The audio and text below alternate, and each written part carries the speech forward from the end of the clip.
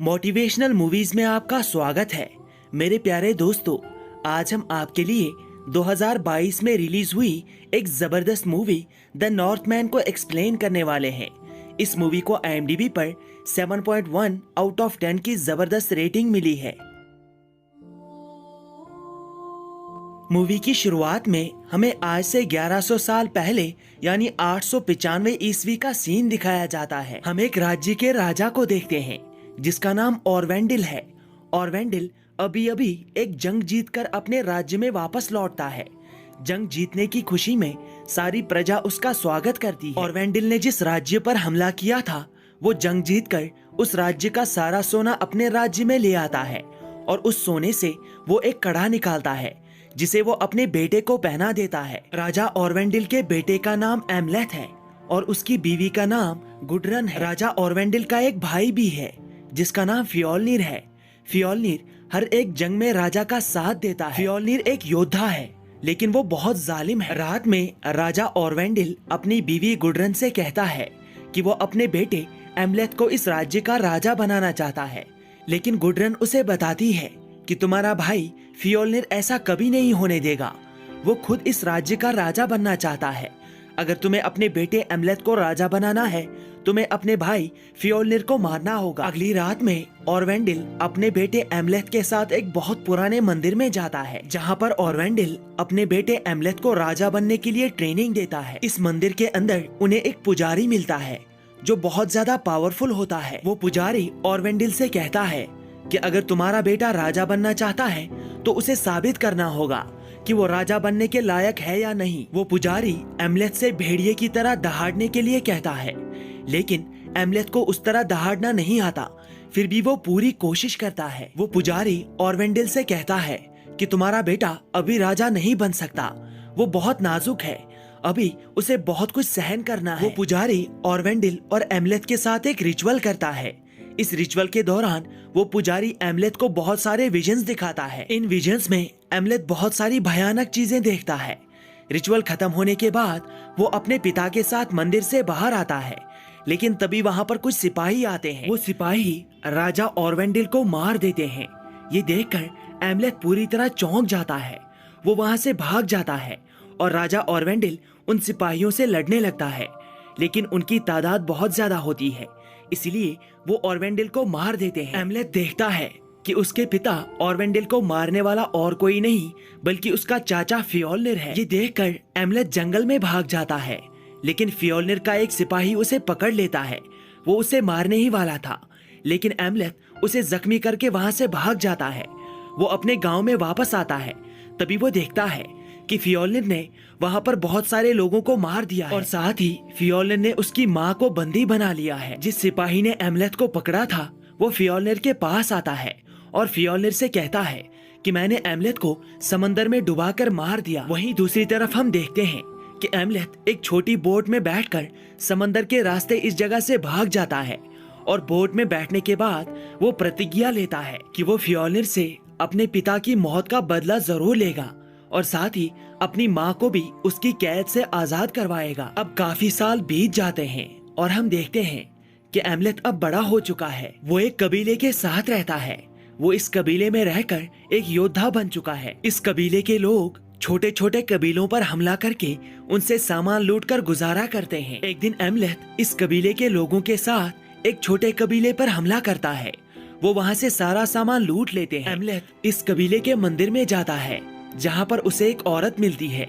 ये औरत सबका भविष्य बताती है। जैसे ही एमलेथ उसके पास जाता है वो औरत उसे बताती है कि फ्योलनीर के बेटे ने मेरी दोनों आंखें निकाल ली, लेकिन फिर भी मैं पूरी दुनिया को देख सकती हूँ। मुझे पता है कि तुम एक राजकुमार हो और तुम फ्योलनीर से बदला लेना चाहते हो। तुम सही वक्त की तलाश में हो, लेकिन अब वो वक्त आ चुका है। अब तुम्हें अपने बाप की मौत का बदला लेना होगा। ये औरत एमलेथ को बताती है कि इस कबीले से फ्योलनीर के कबीले में कुछ गुलाम जाने वाले हैं। तुम उन गुलामों के साथ वहाँ जा सकते हो। इसके बाद एमलेथ अपने जिस्म पर एक निशान बनाता है जो गुलामों के जिस्म पर बनाया जाता है और अगले दिन गुलामों की नाव में बैठकर फ्योलनीर के कबीले की तरफ निकल जाता है। इस नाव में उसकी मुलाकात एक लड़की से होती है। इस लड़की का नाम ओल्गा है ओल्गा एक जादूगरनी है। कुछ देर के बाद एमलेथ बाकी गुलामों के साथ उस जगह पर पहुंच जाता है जहां पर फ्योल्निर अपनी फैमिली के साथ रहता है। दरअसल फ्योल्निर ने जिस राज्य को ऑरवेंडेल को मारकर छीन लिया था, उस राज्य को अब किसी और राजा ने फ्योल्निर से छीन लिया था। इसीलिए फ्योल्निर अब इस आइलैंड पर अपनी फैमिली के साथ रहने आया था। लेकिन यहाँ पर भी उसने सभी लोगों को गुलाम बना लिया था। वो उनसे खेती करवाता था और खुद उन लोगों का राजा बन चुका था। ये सभी बातें एमलेथ को उसी औरत ने बताई थी जो उसे उस कबीले के मंदिर में मिली थी। एमलेथ ये सभी बातें अब ओल्गा को बता देता है। अब ये सब कहानी सुनने के बाद ओल्गा एमलेथ से कहती है कि फ्योल्निर से बदला लेने में मैं तुम्हारी पूरी मदद करूंगी।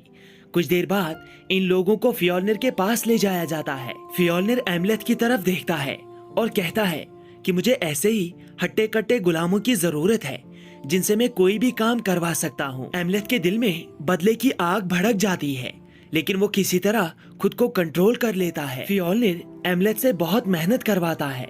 उसे पता नहीं था कि एमलेथ कौन है। एमलेथ को वहाँ पर पता चलता है कि फ्योल्निर ने उसकी माँ के साथ शादी की है और उनका एक बेटा भी है। रात में एमलेथ अपने कमरे से निकलकर इस जगह पर एक मंदिर में जाता है जहाँ पर उसे एक आदमी मिलता है।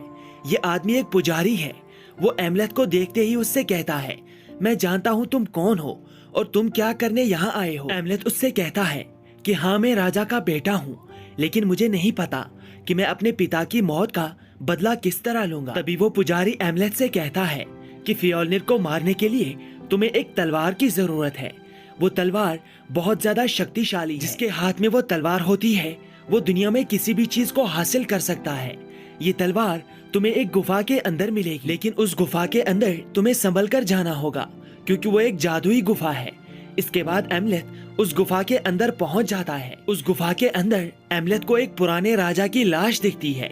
इस राजा के हाथ में वही तलवार होती है जिसके लिए एमलेथ यहाँ आया है। वो उस राजा के हाथ से वो तलवार छीन लेता है और गुफा से बाहर आने के बाद एमलेथ उस तलवार को छुपा देता है। अगले दिन एमलेथ ओल्गा को बताता है कि उसने उस तलवार को हासिल कर लिया है जिससे वो फ्योल्निर को मार सकता है। वो उसे ये भी बताता है कि मैंने अपनी माँ को भी देखा, लेकिन उसने फ्योल्निर के साथ शादी कर ली है। एमलेथ और ओल्गा रात साथ में ही बिताते हैं और वो दोनों इंटीमेट हो जाते हैं। रात में एमलेथ फ्योल्निर के कुछ आदमियों को भी मार देता है। सुबह होते ही ये बात फ्योल्निर के बेटे को पता चल जाती है। इसका नाम थॉर है। थॉर अपने आदमियों की लाश देखकर बौखला जाता है। उसे समझ आ जाता है कि ये गुलामों में ही किसी ने किया है, इसीलिए वो गुलामों को एक एक करके मारने लगता है। लेकिन तभी वहाँ पर एक औरत आती है जो भविष्य को देख सकती है। वो औरत इन्हें बताती है कि ये किसी इंसान का काम नहीं है, इन लोगों को एक बहुत बुरी आत्मा ने मारा है। उस आत्मा को रोकने के लिए हमें किसी की बलि देनी होगी। फ्योल्निर बलि देने के लिए एक गुलाम को चुनता है। वो उसे बांध देता है। फ्योल्निर उस गुलाम को आत्मा के लिए वहीं पर छोड़ देता है और कुछ देर के लिए वापस चला जाता है।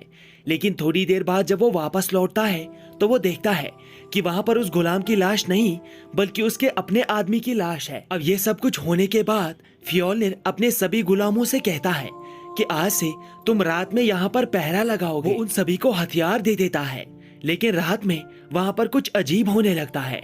फ्योल्निर के आदमी खुद ही अपने आप को मारने लगते हैं। दरअसल ये सब कुछ उस तलवार के गुफा से बाहर निकलने की वजह से हो रहा था। रात में एमलेथ अपनी माँ से मिलने के लिए चला जाता है। वो अपनी माँ से कहता है कि मैं वापस आ गया हूँ, मैं तुम्हारा और अपने पिता का बदला लेने के लिए आया हूँ। लेकिन उसकी माँ उससे कहती है कि तुम बिल्कुल अपने बाप जैसे हो, तुम में और उसमें कोई फर्क नहीं है। तुम्हारा बाप मुझे सिर्फ अपनी रखेल समझता था, इसीलिए मैंने फ्योल्निर के साथ मिलकर तुम्हारे बाप को मरवा दिया और मैंने खुद फ्योल्निर के साथ शादी कर ली और मैं उस जगह की रानी बन गई। एमलेथ ये सब सच्चाई सुनकर पूरी तरह से चौंक जाता है। वो अपनी माँ से कहता है कि मुझे आपसे ये उम्मीद नहीं थी, लेकिन उसकी माँ उससे कहती है कि अगर तुम फ्योल्निर को मार दोगे तो तुम मुझसे शादी कर सकते हो और इस राज्य के राजा बन सकते हो। ये सुनने के बाद एमलेथ वहाँ से निकल जाता है, लेकिन वो फ्योल्निर के बेटे थॉर को मार देता है। वो ओल्गा के पास आकर उसे बताता है कि मेरी माँ मेरे पिता को मारने के षड्यंत्र में मिली हुई थी, अब मैं अपनी ही माँ को किस तरह मार सकता हूँ। सुबह जब फ्योल्निर को अपने बेटे की लाश मिलती है तो वो बहुत दुखी हो जाता है। उसे बहुत गुस्सा आता है। उसे समझ नहीं आ रहा था कि आखिर ऐसा कौन कर सकता है। तभी उसके पास एमलेथ की माँ गुडरन आती है। वो उसे बताती है कि ऑरवेंडल का बेटा वापस आ गया है। वो हम सभी को मारना चाहता है और ये लड़की भी उसके साथ मिली हुई है। फ्योल्निर जल्दी से ओल्गा को पकड़ लेता है। वो उसे मारने ही वाला था, लेकिन तभी एमलेथ उसे आवाज लगाता है और उससे कहता है कि मैं तुमसे अपने बाप की मौत का बदला लेने आया हूँ। तभी फ्योल्निर के आदमी उस पर हमला करते हैं। उनकी तादाद बहुत ज्यादा होती है, इसीलिए वो एमलेथ को पकड़ लेते हैं। इस मौके का फायदा उठाते हुए ओल्गा वहाँ से भाग जाती है। फ्योल्निर अब एमलेथ को अपना बंदी बना लेता है। उसके आदमी एमलेथ को बहुत टॉर्चर करते हैं। फ्योल्निर एमलेथ से कहता है कि मैं तुम्हें अभी नहीं मारूंगा, पहले मैं अपने बेटे का अंतिम संस्कार करूंगा। वो एमलेथ को एक जगह पर बांधकर वहाँ से चला जाता है, लेकिन उसके जाने के बाद वहाँ पर बहुत सारे कौवे आते हैं जो एमलेथ की रस्सी को काट देते हैं और उसे आजाद कर देते हैं। इन कौवों को दरअसल ऑरवेंडल की आत्मा ने भेजा था। कुछ देर बाद जब फ्योल्निर वापस आता है तो वो देखता है कि एमलेथ वहाँ से भाग चुका है। वो एमलेथ को हर तरफ ढूंढता है, लेकिन उसे एमलेथ कहीं नहीं मिलता। तब तक एमलेथ ओल्गा के पास पहुँच चुका था। ये दोनों उस जगह से बहुत दूर आ गए थे। अपनी माँ के षड्यंत्र के बारे में पता चलने के बाद एमलेथ पूरी तरह से टूट चुका था। ओल्गा उससे कहती है कि हम दोनों यहाँ से बहुत दूर चले जाएंगे, जहाँ पर हमें कोई नहीं ढूंढ सकता। इसके बाद ये दोनों एक नाव में आ जाते हैं और उस जगह से जाने लगते हैं। लेकिन तभी नाव में ओल्गा एमलेथ को बताती है कि वो उसके बच्चे की माँ बनने वाली है। ये खबर सुनकर एमलेथ बहुत खुश हो जाता है। तभी वो ओल्गा से कहता है कि मुझे किसी भी हाल में फ्योल्निर को मारना होगा। अगर वो जिंदा रहा तो वो कल मेरे बच्चों के लिए खतरा बन सकता है और मैं ऐसा नहीं होने दूंगा। एमलेथ ओल्गा को उसके रिश्तेदारों के पास भेज देता है और खुद पानी में तैरकर फिर से उसी जगह पर वापस आ जाता है। एमलेथ उस तलवार की मदद से फ्योल्निर के सभी आदमियों को मार देता है। जब वो फ्योल्निर को मारने जाता है तो उसकी अपनी माँ उस पर अटैक करती है। एमलेथ उसे नहीं मारना चाहता था, लेकिन लड़ते लड़ते गलती से वो तलवार एमलेथ की माँ के आर पार हो जाती है। वो मर जाती है और इसके बाद एमलेथ उसके छोटे बेटे को भी मार देता है। कुछ देर बाद वहाँ पर फ्योल्निर आता है। फ्योल्निर वहाँ पर अपने बेटे और अपनी बीवी की लाश देखता है। वो एमलेथ से कहता है कि मैं तुम्हें अभी नहीं मारूंगा, मैं तुम्हें नरक के दरवाजे पर मिलूंगा, हमारा फैसला वहीं पर होगा। एमलेथ फ्योल्निर के सारे गुलामों को आजाद कर देता है और कुछ देर बाद ज्वालामुखी के पास चला जाता है, जिसे फ्योल्निर नरक का दरवाजा कहता है। यहाँ पर हम एमलेथ और फ्योल्निर के बीच एक बहुत घमासान लड़ाई देखते हैं। दोनों बहुत ताकतवर होते हैं। दोनों एक दूसरे पर हावी होने की कोशिश कर रहे थे, लेकिन तभी एमलेथ उस तलवार की मदद से फ्योल्निर के सर को उसके धड़ से अलग कर देता है। फ्योल्निर भी अपनी तलवार एमलेथ के सीने में घुसा देता है। दोनों एक ही समय पर नीचे गिरते हैं। नीचे गिरने के बाद एमलेथ को विजन्स आते हैं। वो देखता है कि ओल्गा ने 2 बच्चों को जन्म दिया है। इस विजन को देखने के बाद उसे संतुष्टि मिलती है और वो मारा जाता है। और इसी के साथ ये मूवी यहाँ पर समाप्त होती है। Thanks for watching.